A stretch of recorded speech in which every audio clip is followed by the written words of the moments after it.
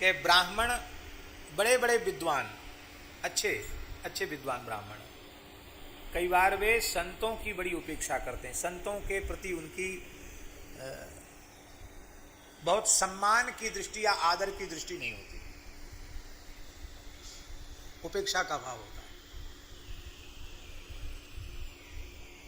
और बहुधा कई बार संतों में भी ऐसा देखा जाता है कि उनका, संतों की बात तो खूब कहें, ब्राह्मणों के प्रति बहुत विशेष आदर भाव नहीं होता। ये दोनों ही कमियां हैं। कोई ब्राह्मण संत के प्रति श्रद्धावान नहीं है तो ये ब्राह्मण की न्यूनता है, और कोई संत ब्राह्मण के प्रति भक्ति वाला नहीं है।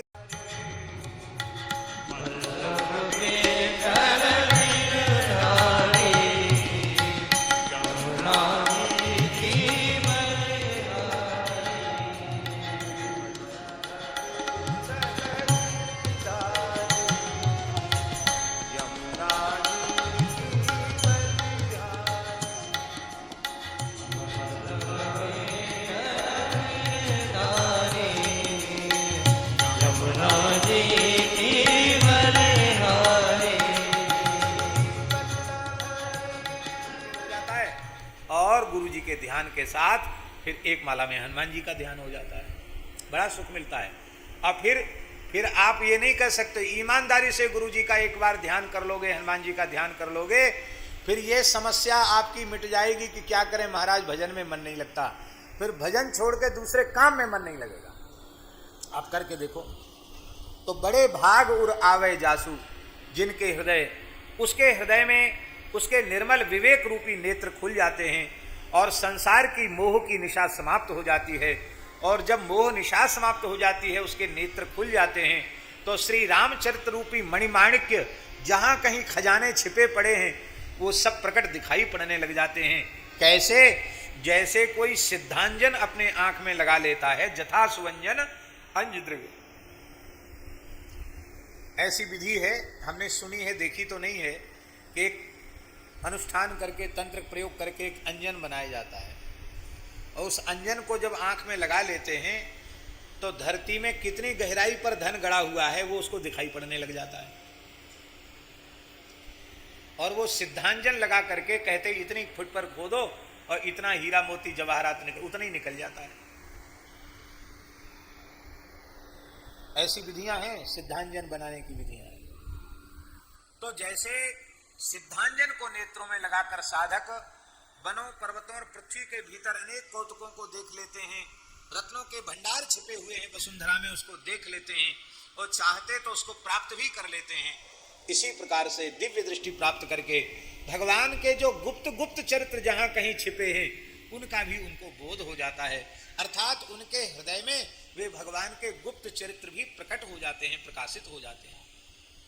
श्री गुरुदेव भगवान के चरणों की रज कोमल है और नेत्रों का श्रेष्ठ अमृत है, नेत्रों के दोष को, दृष्टि दोष को समाप्त करने वाला है, और उस अंजन से विवेक रूपी नेत्रों को निर्मल करके संसार के बंधन से मुक्त करने वाले श्री रामचरित्र की प्राप्ति होती है। और कहते उन गुरुदेव के चरण कमलों की रज को अपने नेत्रों से लगा करके ही वर्णऊ रामचरित भवमोचन, मैं भवमोचन श्री राम जी के चरित्र का स्मरण कर रहा हूं। और इसके बाद श्री गोस्वामी जी ने ब्राह्मण देवताओं की वंदना की है। बंदऊ प्रथम महीसुर चरणा, मोह जनित संशय सब हरना, सुजन समाज सकल गुण हानि, गणऊ प्रणाम सप्रेम सुवानी, साधु चरित शुभ चरित कपासु, निरस विशद गुणमय फल जासु। इस धरती के देवता ब्राह्मण हैं, उनका हम वंदन करते हैं, जो अज्ञान से उत्पन्न संदेह का विनाश करने वाले हैं।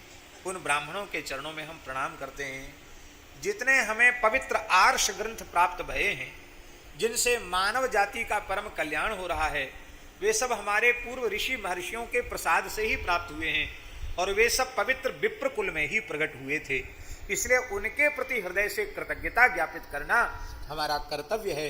और गोस्वामी जी अत्यंत कृतज्ञता व्यक्त करते हुए ब्राह्मणों के चरणों में प्रणाम कर रहे हैं, इसके बाद संतों के चरणों में प्रणाम कर रहे हैं। एक बात बताएं, है तो प्रसंग की नहीं अलग है, लेकिन कह देते हैं। कई बार ऐसा देखा जाता है कि ब्राह्मण बड़े बड़े विद्वान, अच्छे विद्वान ब्राह्मण, कई बार वे संतों की बड़ी उपेक्षा करते हैं, संतों के प्रति उनकी बहुत सम्मान की दृष्टि या आदर की दृष्टि नहीं होती, उपेक्षा का भाव होता है। और बहुधा कई बार संतों में भी ऐसा देखा जाता है कि उनका, संतों की बात तो खूब कहें, ब्राह्मणों के प्रति बहुत विशेष आदर भाव नहीं होता। ये दोनों ही कमियां हैं।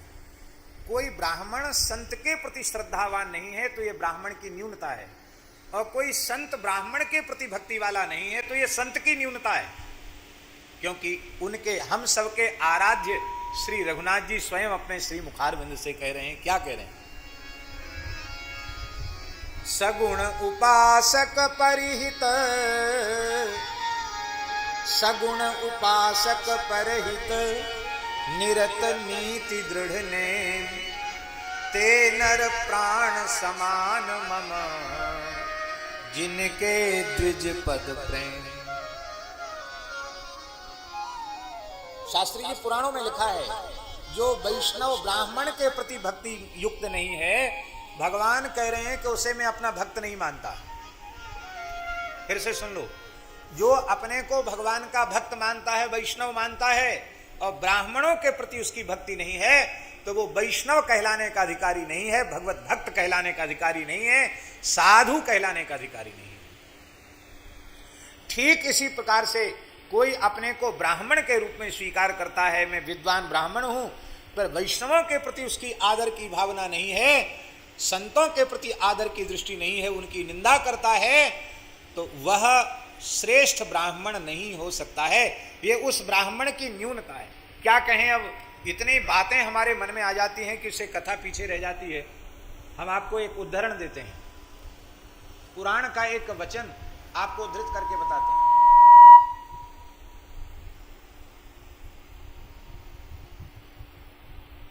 बातें इतनी हैं कि वो समय तो उतना ही है, वो कहने में क्या क्या कहा जाए क्या ना कहा जाए, खोजना पड़ेगा। हाँ चलो, मिल गया।